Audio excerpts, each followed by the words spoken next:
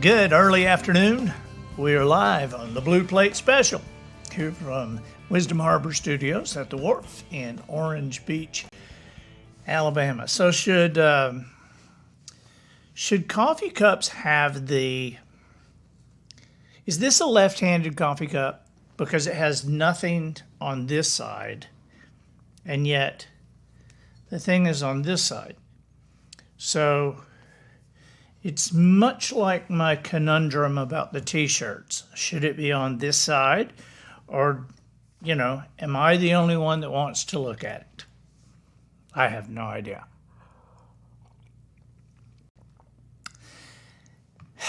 But I'm glad you're here.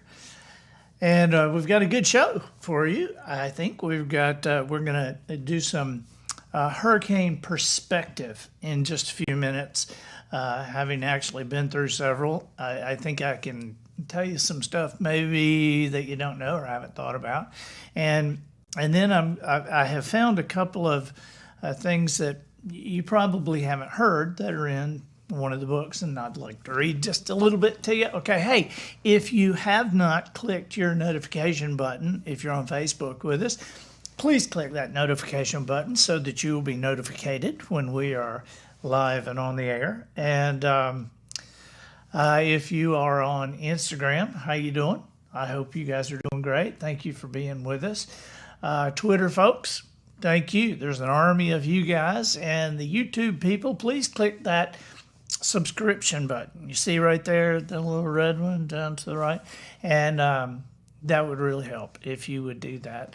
So, hi Diane Hale from Tennessee. Let's see, we got Owensboro, Kentucky, Floyd, Teresa Roller, 8 from Mobile. You're like right here. Alan Boone from Jasper, Alabama. And Nancy Arnold, Texas, checking in. I hope you're in the good place of Texas. And yeah, Betty, we're glad we didn't get hit with the hurricane too. But good grief, it is amazing. We'll talk about that in just a minute. There's quite a few of you from Texas here today. So, Morris, Illinois. Do you like the shirt? This is it's kind of a different shirt because it's an Alabama shirt, but it's kind of maybe a faded auburn color. Okay, but I really like this shirt. This is from $1 Lifestyles, right up here, cornerstone of the Wharf, the biggest store in the Wharf. They have like everything. I mean, they have everything from the Kamado Joe grills to every t-shirt that you've ever thought about having. Even Jeff Hardy, the owner of the store, texted me yesterday and he said, we do have some shirts that have something on the front. And you have obviously missed them. So I'll be getting some with the thing on the front. But for now, you want to see what's on the back of this one? Matt, could you show us what is on the back of this one? How about that? Isn't that pretty? So anyway, it's my pretty shirt from $1 Lifestyles. Good afternoon, Mike Williams. And hey, from Indiana. You guys had some like straight line wins a couple of weeks ago, right? By the way, as we get started, I just want to assure those of you who are concerned about this show is the Blue Plate Special is gluten-free and no animals were harmed in the production of this, except for the squirrel that I ran over coming here today. I mean, squirrels, it's like, dude, I slowed way down, and you're like, here. I almost stopped. It's like he jumped at my tire, but I other than that, no animals were harmed. Bunch of Texas. I guess a lot of you guys in Texas are probably home today, aren't you? Home from school. San Antonio. Hi, San Antonio. John Peterson. The hurricane thing is this was tough. It came ashore last night as a Category 4, and it came into Cameron, Louisiana. And Polly and I were watching this, and there were several things that we noticed that we had not heard before. when people come here and they ask us about hurricanes, they're here, a lot of times we'll say, let us show you where the storm surge came, from such and such, from Frederick or Ivan. And it's always astounding. People are like, seriously? The storm surge came like that far? Yeah. I mean, it's like 7 to 8 miles, and you think, good grief, how all that water coming that? Yeah, it does. And so last night when we were watching on the Weather Channel, and they were saying there were a couple of things. One was a storm surge up to 40 miles. That was just we had never even heard anything close to that. And so a lot of it, has to do with where the storm actually hits. Okay. And so where that storm came ashore, where Laura came ashore, it's very flat. There's nothing there but a lake, some bayous, swamp. I mean, the towns are there, but they're all very low-lying towns. And that storm surge can go forever. So the other thing that we heard last night that we were just very, we just kept commenting. Have you ever heard that? In fact, I texted with a couple of friends. I texted with Kevin last night and said, have you ever heard the word unsurvivable with, with this? And I have not. Hey, Dan Stone, no, there weren't any animals harmed in the art behind me. Dan said, was there any animal harmed in the art behind you? No, Dan, I did not. The animals were already harmed. The fish were already caught. The fish were already on ice when I took the picture. So I didn't do it. But we hear unsurvivable with this, and we've never heard this before. And of course, they keep saying, okay, there's 150 people that are still there. Now, we don't really know yet what has happened. But I will tell you that a lot of people in the Orange Beach and Gulf Shores area, we look at these things a little bit differently. First of all, we're watching them when they come off of Africa, especially when they go around Cuba. We've got friends on the East Coast that we say, man, is this crazy? You're praying them into the Gulf. We're praying them into the Atlantic. So it's like, come on, who can influence? It's nuts and it's scary. Because you're just watching it's like watching a slow bullet and wondering if the aim is going to be at you. There was a while there that right around here we thought, gosh, are we just like the biggest target you've ever seen? And there are some areas of the coast, if you're traveling along the coast and you see like a lot of older homes, older houses, you can be sure it's been years since they've had a hurricane. And so anyway, a couple of things that I want to answer for you. One, I want to tell you why some of them can be so bad, and I want to tell you why some people do not evacuate. We had Ivan in this was September 2nd, 2004, because Austin was 5 years old, Adam was 3. And Ivan it came ashore right at like a Cat 5. A lot of people don't know this to this day, but there were 123 people killed by Ivan. Now, that's not all right here, but that was scattered as Ivan crossed different places. 123 people killed with that storm. The last wave that there's a measuring device out in the Gulf, and the last wave that was registered before it broke loose was 70 feet. a 70-foot wave. And hey, Jerry Anderson, yeah, Jerry and Katrina, we just got out, didn't we? We all evacuated together and spent the next couple of days up in a friend's place up near Montgomery.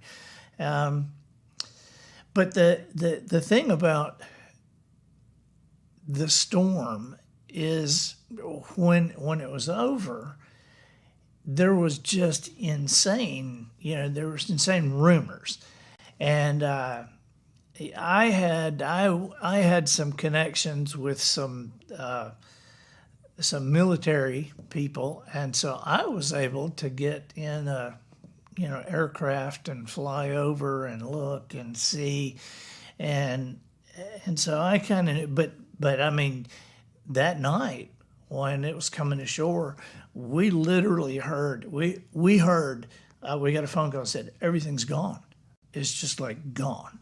Now that wasn't true, but that's what the rumors were, and so right now we're still waiting to find out what has happened to these people who stayed, and you kind of think, why would somebody stay? And I wonder. I mean, I've never heard of a 40-mile storm surge. It ended up being a 9-foot high wall of water that came in at Cameron. They said it would be between 10 and 20 feet. It was 9. Okay, so just remember that for a minute. But when people stay,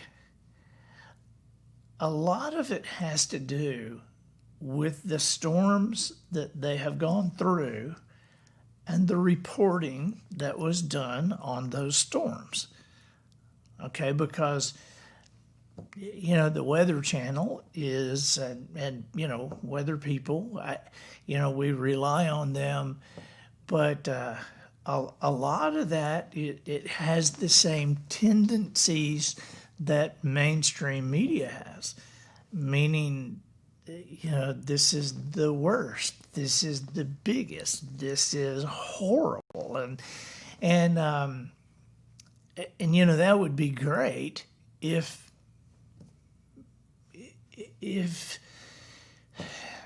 it would be great if they weren't trying to keep our attention, if they're just trying to give the information, because many of us remember one particular time where there was some hurricane, I can't remember, but Geraldo Rivera was down here, and Geraldo Rivera was like leaning into the wind, right? He's going, it's so windy, and he's leaning in the wind, but he's kind of walking because the wind's not hard enough to hold him up. But he's trying to lean into it, and he's kind of walking. And now where our house is, where our family lives, our mailbox is in Alabama, and we look out the back and see Florida. So we're on the line, right? And as God is my witness, we're listening to the weather people say, the storm is crossing right now, coming ashore, right on the Florida-Alabama line. And I am not exaggerating. We kind of looked outside, and it was windy, but there wasn't much going on. And so I walked out and walked up the street just a little bit, and there was a guy doing yard work. But, the weather people were like, could be devastating, and so I'm just saying, we hear this over and over again, and here is ultimately why a lot of people stay. A lot of people stay because it costs money to evacuate. I mean, they have to get out, and then they have to stay somewhere. I mean, when this I-65 corridor evacuates, every hotel is full from here to Kentucky. And so, hotel rooms cost money. And so then when Ivan hit here, we couldn't get back in. Nobody could get back in. I mean, they wouldn't let us back in.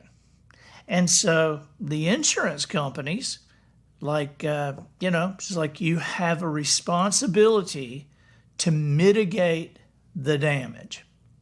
I mean, that's what they'll tell you.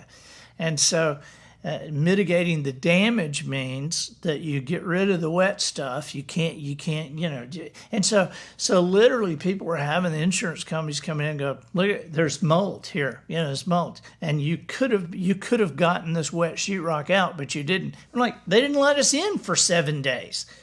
And so my wife, Polly, after Ivan, we were 2 years getting back into our house. Okay. Now, we did not bulldoze. Our next door neighbors bulldozed. And the neighbors on this side bulldozed. Then the house, after this house right here, they kind of did what we did and took it apart a little at a time. Because you think, I think that's okay. And then 2 weeks later you go, that ceiling's buckling, and then you take it out. And, then you go, well, at least the wiring's okay. And then you hook things up and go, the wiring's not working. And you go, but at least the appliances are still fine. And then you hook the wiring up and then the appliances aren't fine. And you go, well, we got the air conditioned ducts, and then the air conditioned ducts get mold in them. And it's just nuts. But Polly says to this day, we're 2 years getting back in our house, and she said dealing with the insurance companies was much worse than dealing with the storm. And so I tell you that just to say that, when I say we were 2 years getting back into our house, we were the first ones, because I was one of the only ones around here who I made my living away from here. Everybody else, they had their house messed up and their business messed up. And so at least I got to go away and continue to make a living. And so, when I say 2 years, we were among the very first to get back into our house.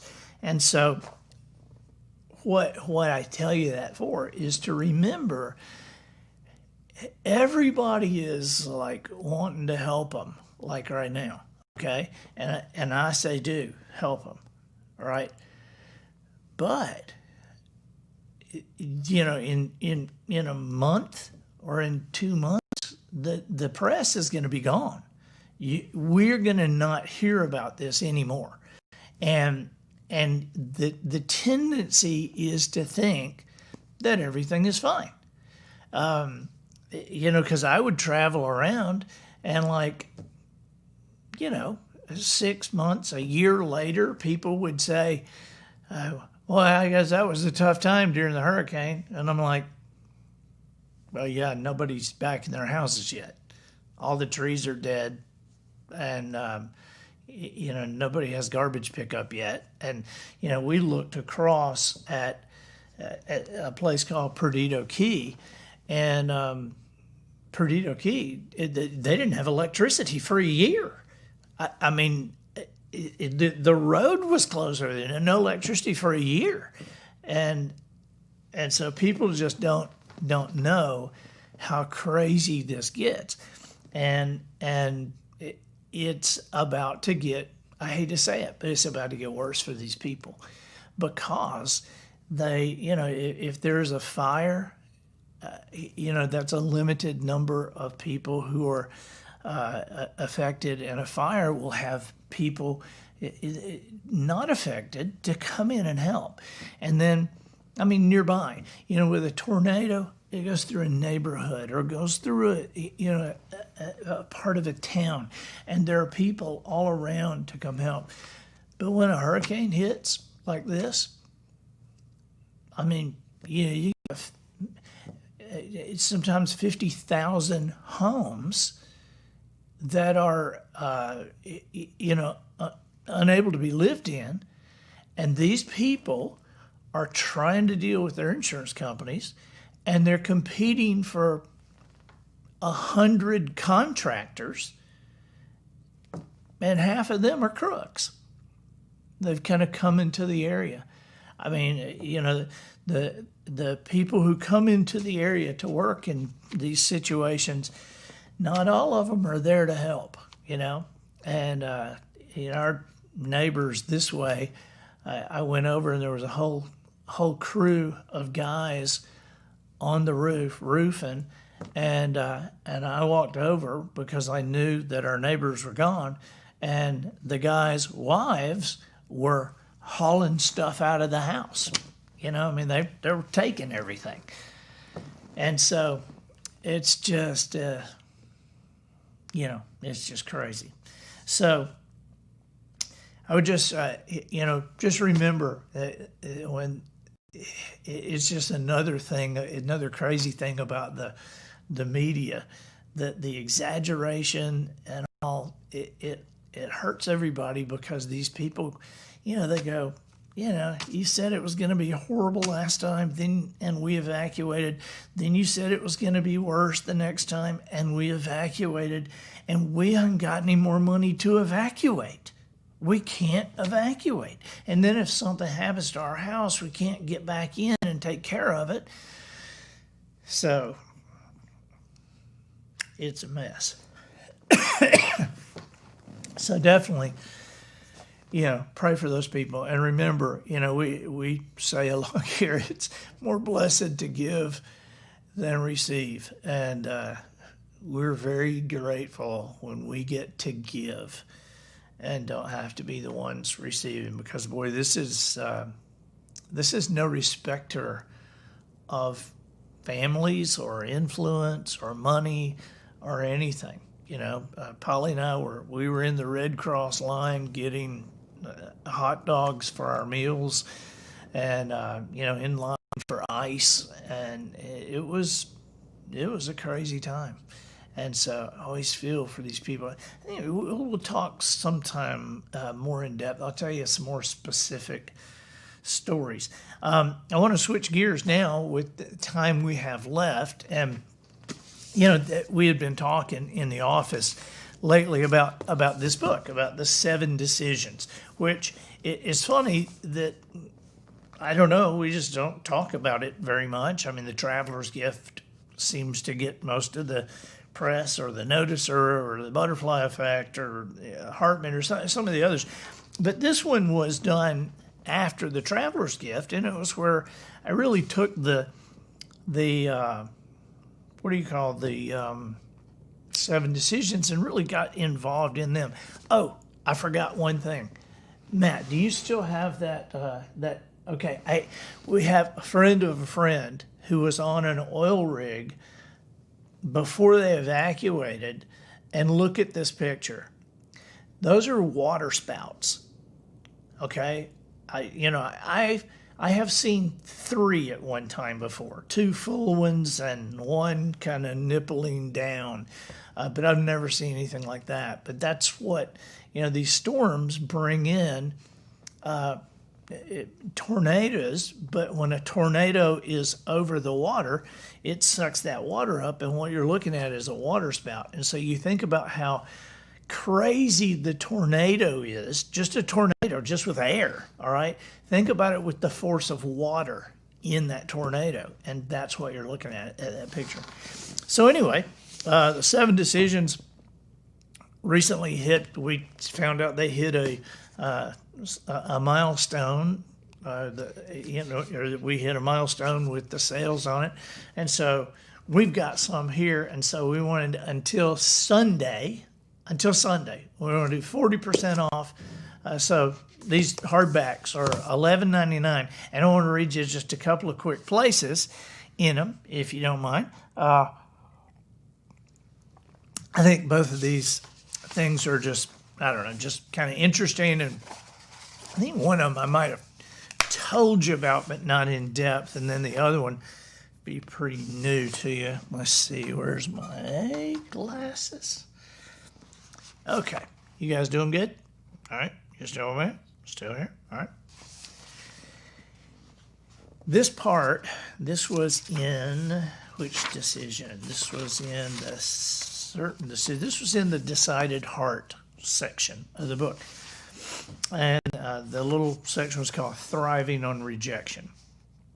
Okay, so the fact that criticism and rejection hurt, but you must shield yourself, or wait, can I start over? I couldn't read my own writing correctly.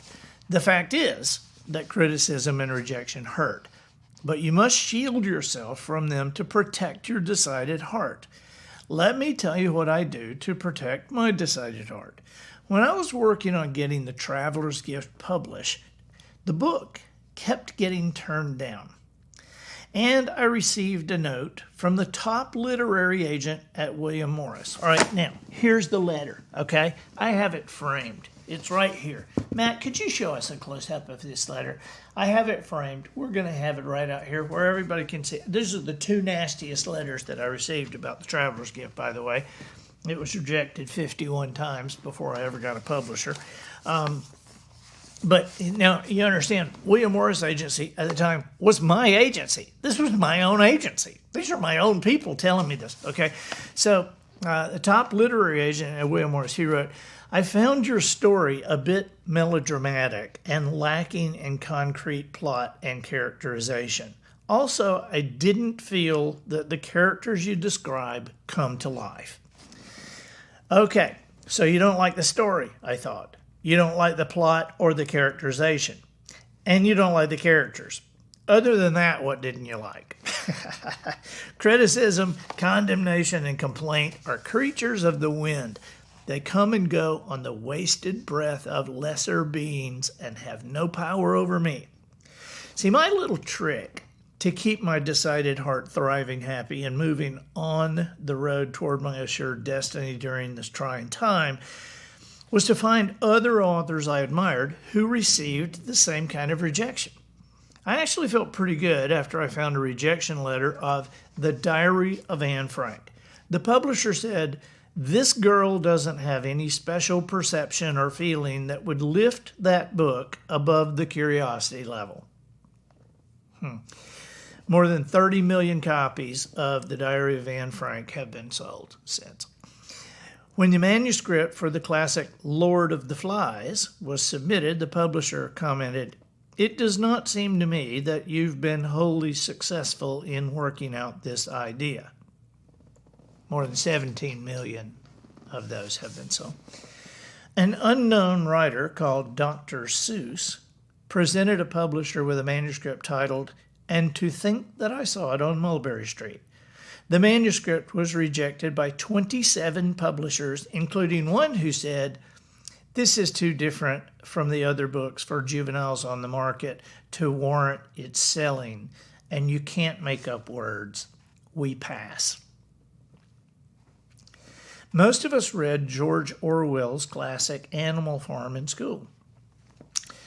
One publisher said, as he turned it down, he said, it is impossible to sell animal stories in the United States. Animal Farm has sold more than 12 million copies. I felt I was in really good company when I read the rejection letter sent to Rudyard Kipling for a manuscript he submitted titled The Jungle Book. The publisher sent back this note, I'm sorry, Mr. Kipling, but you just don't know how to use the English language. So I thought, holy cow, I'm in good company. And that's what I do to protect my decided heart. That's just a little part of that. Okay, so now I'm going to show you a part. You remember how Jones told me, and he told me several times, you can't believe everything you think. And that is because a lot of times we come to conclusions that change. As you gain wisdom, as you gain knowledge and understanding, things change, and to stay with those same rules and not change, you're living your life with old rules and old boundaries, and so wisdom is a constant search for a deeper understanding of principle. And so here on page 102, here is just a very curious little butterfly effect lineup here about believing a certain thing and kind of sticking with it. The U.S. standard rail gauge, the distance between the two rails, is exactly 4 feet, 8 1/2 inches. It's an odd number, but that's the way they built them in England. And it was the English expatriates who built the railroads in the United States. So why did the English build their rails with such odd measurements? The same people who built the pre-railroad tramways built their rails with a gauge of 4 feet, 8 1/2 inches. And why did they build them like that? Because the tramways reused the same jig, tools, and measurements that had been used to build wagons, which used the same wheel spacing, 4 feet, 8 1/2 inches. And why did the wagons have that particularly odd wheel spacing? If the spacing had been different, the wagon wheels would have broken on some of the old long-distance roads in England, which incidentally had wheel ruts with the same spacing. So who built the old rutted roads? The Imperial Roman Empire built the first roads in England thousands of years ago, and these roads can still be walked on today. The ruts are spaced exactly 4 feet, 8 1/2 inches apart because the Roman war chariots made the initial ruts, and every one of them had to match for fear of destroying their wagon wheels and wagons, since the chariots were made for and by the imperial realm. They were all alike in their wheel spacing. So the U.S. standard rail gauge of 4 feet, 8 1/2 inches comes from the original specifications for an imperial Roman war chariot. This is a classic example of conditioning, people doing things because that's the way they've always been done. Their business is in trouble today, headed for a cliff they do not see because of how they have been conditioned. They were successful doing things a certain way in years past, and they don't see that the market has changed or that the way they're doing things is no longer productive or that they're out of date or out of style. They keep making decisions based on how things have always been done. So the next time you're handed some instructions or some idea and you wonder what horse's ass came up with this, you might be exactly right.